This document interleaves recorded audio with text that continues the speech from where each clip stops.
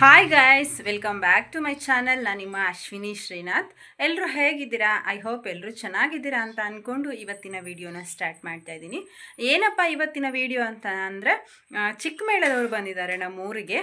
ಚಿಕ್ಕಮೇಳ ಅಂತಂದರೆ ಯಕ್ಷಗಾನನ ಸ್ವಲ್ಪ ಹೊತ್ತು, ಒಂದು 5ರಿಂದ 10 ನಿಮಿಷ ಮನೆಯಲ್ಲೂ ಯಕ್ಷಗಾನವನ್ನು ಮಾಡ್ತಾರೆ. ಅದನ್ನು ನಾವು ಚಿಕ್ಕಮೇಳ ಅಂತ ಹೇಳಿ ಕರಿತೀವಿ. ಮುಂಚೆ ಎಲ್ಲ ಚಿಕ್ಕಮೇಳದವರು ಅಂಟಿಕೆ ಪಿಂಟಿಗೆಯವರು, ಜೋಗಿ ಕಥೆಯವರು, ಹರಿಕಥೆಯವರು, ಹಲವಾರು ಮನೋರಂಜನೆ ಕೊಡೋರು ಮನೆಗೆ ಬರ್ತಾ ಇದ್ರು. ಬಟ್ ಇತ್ತೀಚಿನ ದಿನಗಳಲ್ಲಿ ಅವೆಲ್ಲ ಕಣ್ಮರೆ ಆಗ್ತಾ ಬಂದಿದೆ. ಕಳೆದೊಂದು 2-3 ವರ್ಷದಿಂದ ಚಿಕ್ಕಮೇಳದವರು ನಮ್ಮೂರಿಗೆ ಬರ್ತಾರೆ. ಇಲ್ಲಿ ನನ್ನ ಹಸ್ಬೆಂಡ್ ಮನೆ ಹತ್ರ ಎಲ್ಲೂ ಯಕ್ಷಗಾನ ತುಂಬ ಕಡಿಮೆ, ಯಕ್ಷಗಾನ ಮಾಡಿಸೋರು ತುಂಬ ಕಡಿಮೆ, ಅದನ್ನು ಹೋಗಿ ನೋಡೋರು ಕೂಡ ತುಂಬ ಕಡಿಮೆ. ನಮ್ಮ ಅಮ್ಮನ ಮನೆ ಸೈಡು ತುಂಬ ಯಕ್ಷಗಾನ ಮಾಡಿಸೋರು ಜನ ಜಾಸ್ತಿ, ಅದನ್ನು ಹೋಗಿ ನೋಡೋರು ಕೂಡ ಜನ ಜಾಸ್ತಿ. ಆವಾಗೆಲ್ಲ 9 ಗಂಟೆಗೆ ಹೋಗಿ ಕೂತ್ಕೊಂಡ್ರೆ ಬೆಳಿಗ್ಗೆ 5:15 ತನಕ ಯಕ್ಷಗಾನ ಇರ್ತಾ ಇತ್ತು. ಬಟ್ ಈಗ 7 ಗಂಟೆಗೆ ಸ್ಟಾರ್ಟ್ ಆಗಿ 12 ಗಂಟೆಗೆ ಮುಗಿದ್ರೂ ಕೂಡ ಅಷ್ಟಾಗಿ ಜನ ಹೋಗಿ ನೋಡಲ್ಲ. ಆ್ಯಂಡ್ ಇಲ್ಲಿ ಗಂಡನ ಮನೇಲಂತೂ ತುಂಬ ಕಡಿಮೆ, ಯಕ್ಷಗಾನ ಮಾಡಿಸೋದು ಕಡಿಮೆ, ಹೋಗಿ ನೋಡೋರು ಕೂಡ ಕಡಿಮೆ. ಹಾಗಾಗಿ ನನಗೆ ಯಕ್ಷಗಾನ ನೋಡೋಕ್ಕೆ ಅಷ್ಟಾಗಿ ಆಪ್ಷನ್ಸ್ ಸಿಗಲ್ಲ. ನನಗೆ ಯಕ್ಷಗಾನ ಪರ್ಸ್ನಲಿ ತುಂಬ ಇಷ್ಟ. ಯಾಕೆ ಅಂತಂದರೆ ನಮ್ಮಪ್ಪ ಕೂಡ ಯಕ್ಷಗಾನದ ಕಲಾವಿದರಾಗಿದ್ದರು. ಹಾಲಾಡಿ ಮತ್ತು ಹುಲಿಕಲ್ ಮೇಳದಲ್ಲಿ ಭಾಗವತರಾಗಿ ಅವರು ಸೇವೆ ಸಲ್ಲಿಸಿದ್ರು. ಆಗ್ಲಿಂದನೂ ನನಗೆ ಯಕ್ಷಗಾನ ಅಂದರೆ ತುಂಬ ಇಷ್ಟ. ಸ್ಕೂಲ್ ಡೇಸಲ್ಲೆಲ್ಲ ತುಂಬ ಯಕ್ಷಗಾನವನ್ನು ನೋಡ್ತಿದ್ವಿ. ಬಟ್ ಇತ್ತೀಚಿನ ದಿನಗಳಲ್ಲಿ ಯಕ್ಷಗಾನ ನೋಡುವಂಥ ಚಾನ್ಸೇ ಸಿಗ್ತಾ ಇರಲಿಲ್ಲ. ಈಗ ಒಂದು 2-3 ವರ್ಷದಿಂದ ಚಿಕ್ಕಮೇಳದವರು ಮನೆಗೆ ಬಂದು ಯಕ್ಷಗಾನ ಮಾಡ್ತಾ ಇರೋದ್ರಿಂದ ನನಗಂತೂ ಪರ್ಸ್ನಲಿ ತುಂಬ ಹ್ಯಾಪಿ ಆಗಿದೆ. ಸೊ ಹಾಗೆ ಇವತ್ತು ಕೂಡ ಬಂದಿದ್ದಾರೆ. ಹೋದ ವರ್ಷ ಕೂಡ ನಾನು ಈ ಒಂದು ವಿಡಿಯೋ ಮಾಡಿ ಯೂಟ್ಯೂಬಲ್ಲಿ ಅಪ್ಲೋಡ್ ಮಾಡಿದ್ದೆ. ಬಟ್ ರಾತ್ರಿ 10:30ಗೆ ಬಂದಿದ್ದರು. ಅಷ್ಟು ನೀಟಾಗಿ ನಮಗೆ ಏನು ಮಾಡೋಕ್ಕಾಗಲಿಲ್ಲ. ಬಟ್ ಇವತ್ತು 6:30 ಅಷ್ಟೊತ್ತಿಗೆ ನಮ್ಮೂರಿಗೆ ಬಂದಿದ್ದಾರೆ. ಪಕ್ಕದ ಮನೇಲಿ ಮಾಡ್ತಾ ಇದ್ದಾರೆ. ನಮ್ಮ ಮನೆಗೆ ಎಷ್ಟೊತ್ತಿಗೆ ಬರ್ತಾರೆ ಅಂತ ಗೊತ್ತಿರಲ್ಲ. ಸೊ ಕೆಲವರಿಗೆ ನನ್ನ ಥರನೇ ಯಕ್ಷಗಾನ ತುಂಬ ಫೇವ್ರೇಟ್ ಇರುತ್ತೆ. ಸೊ ಅಂಥವ್ರಿಗೋಸ್ಕರ ಈ ವಿಡಿಯೋನ ಮಾಡಿ ಹಾಕ್ತಾ ಇದ್ದೀನಿ. ವಿಡಿಯೋ ಇಷ್ಟ ಆದವರು ಖಂಡಿತ ಲೈಕು, ಕಮೆಂಟು, ಶೇರು ಮಾಡಿ. ಹಾಗೆ ವಿಡಿಯೋನ ಕೊನೆ ತನಕ ನೋಡಿ. ಬನ್ನಿ ವಿಡಿಯೋನ ನೋಡೋಣ.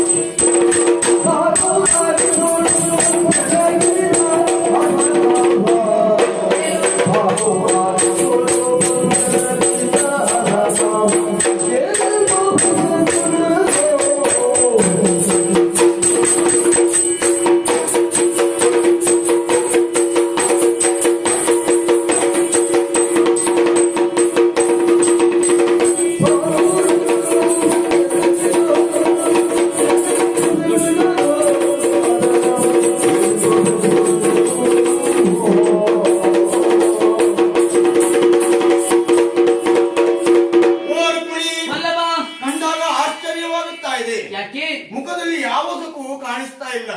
ಒಂದು ಪಾದಕ್ಕೆ ನಮಸ್ಕರಿಸಿಕೊಳ್ತಾ ಇದ್ದೀಯ.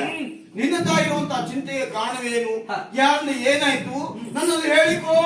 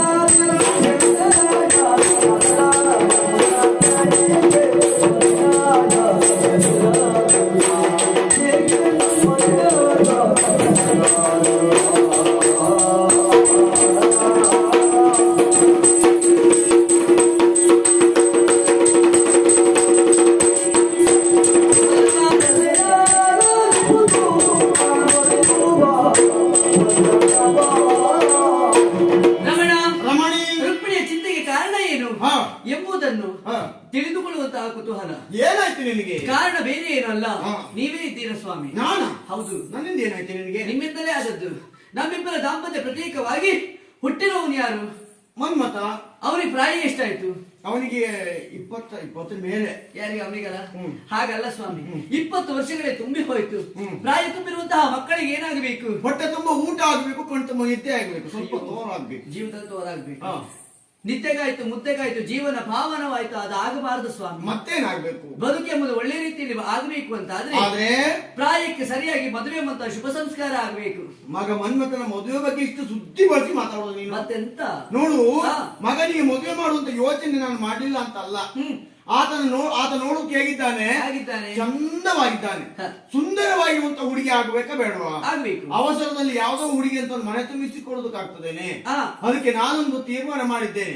ಇವತ್ತಿಗೆ ಸರಿಯಾಗಿ 8 ದಿನದ ಒಳಗೆ ಅವನಿಗೆ ಯೋಗ್ಯ ಹುಡುಗಿಯನ್ನು ಹುಡುಕಿ ಈ ಮನೆಯಲ್ಲಿ ಮದುವೆ ನಾನು ಮಾಡ್ತೇನೆ. ಪದುಮನಾಭನ ಕೇಳು, ನೀನು ಹೇಳಿದ ಅವಧಿಯುಳು, ಹಾ.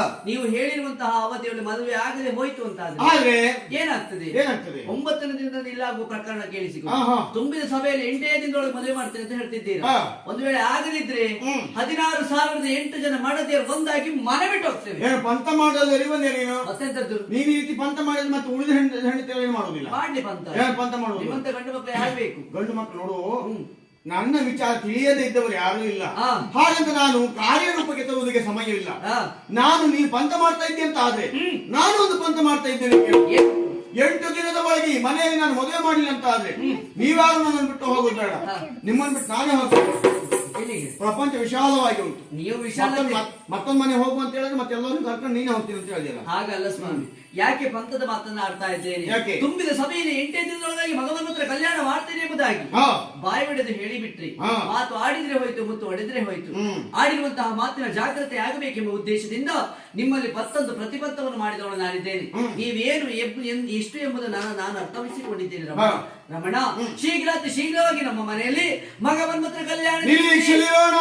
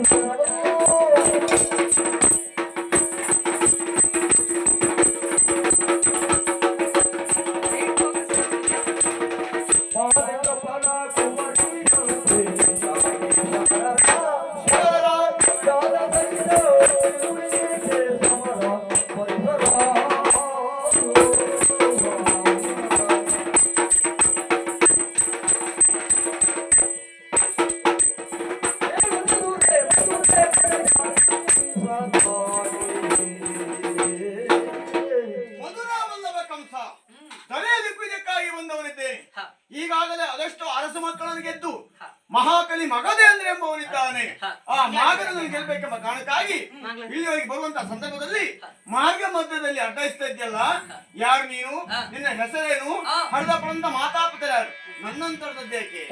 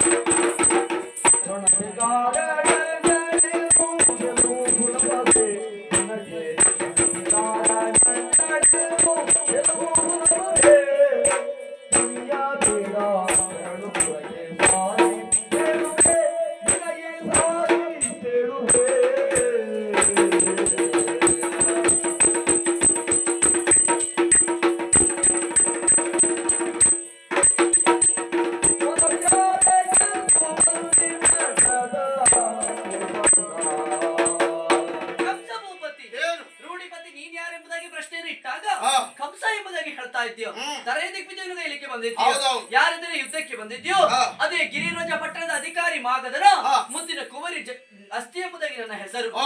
ಅದು ಅತ್ತ ಕಡೆ ಇದು ದಿದ್ದಾಳಲ್ಲ, ಅವಳು ನನ್ನ ತಂಗಿ ಪ್ರಹಸ್ತೆ ಇದ್ದಾಳೆ.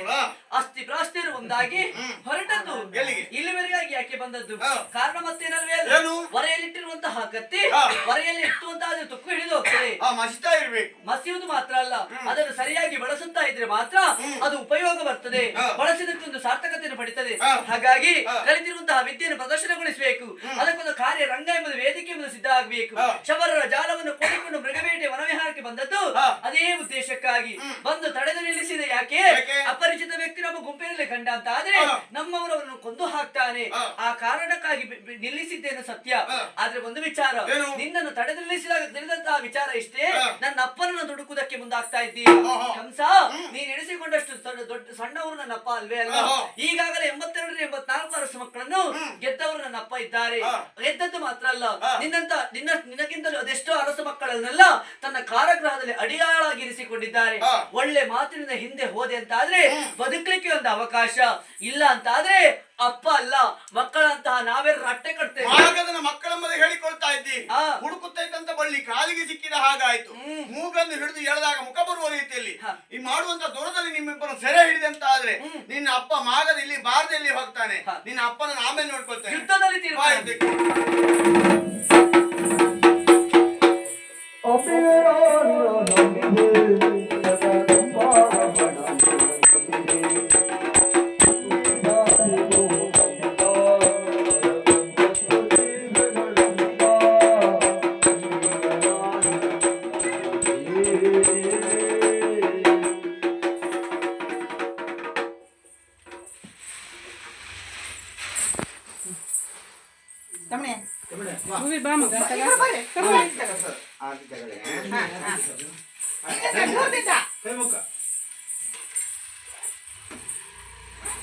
ನಿಮ್ಮ ಮನೆಗಳಿಗೆ ಬಂದಂತಹ ಸಂದರ್ಭದಲ್ಲಿ ನಮ್ಮನ್ನು ಪ್ರೀತಿಪೂರ್ವಕ ಬರಮಾಡಿಕೊಂಡಿದ್ದೀರಾ. ನಾವು ನಂಬಿಕೊಳ್ಳುವಂತಹ ಕಡೆ ಅಧಿದೇವತೆ ಮಹಾಗಣಪತಿ ಹಾಗೂ ನೀವು ನಂಬಿಕೊಳ್ಳುವಂತಹ ಆರಾಧ್ಯ ದೇವರು, ಕುಲದೇವರು, ಸ್ಥಳದೇವರು ಆಯುರ ಆರೋಗ್ಯ ಐಶ್ವರ್ಯ ಸಕಲ ಸೌಭಾಗ್ಯ ಸದಾಕಾಲ ನಿಮ್ಮ ಪಾಲಿಗೆ ಅನುಗ್ರಹಿಸಲಿ. ಇನ್ನು ಹೆಚ್ಚಿನ ಕಲಾ ಸೇವೆ ಮಾಡುವ ಶಕ್ತಿ ನಿಮ್ಮದಾಗಲಿ ಎಂಬುದು ದೇವರಲ್ಲಿ ನಾವು ಪ್ರಾರ್ಥನೆ ಮಾಡಿಕೊಡ್ತೇವೆ. ಬರ್ತೇವೆ. ನೋಡಿದ್ರಲ್ಲ ಗೈಸ್, ಚೆನ್ನಾಗಿತ್ತು ಅಂತ ಹೇಳಿ ಅನ್ನಿಸ್ತು ನನಗೆ. ನಿಮ್ಗೇನು ಅನ್ನಿಸ್ತು ಅಂತ ಕಮೆಂಟ್ ಮಾಡಿ. ಹಾಗೆ ಯಾರೆಲ್ಲ ನನ್ನ ಯೂಟ್ಯೂಬ್ ಚಾನಲ್ನ ಸಬ್ಸ್ಕ್ರೈಬ್ ಮಾಡದೆ ನೋಡ್ತಾ ಇದ್ದೀರೋ ದಯವಿಟ್ಟು ಸಬ್ಸ್ಕ್ರೈಬ್ ಮಾಡ್ಕೊಳ್ಳಿ. Thank you so much.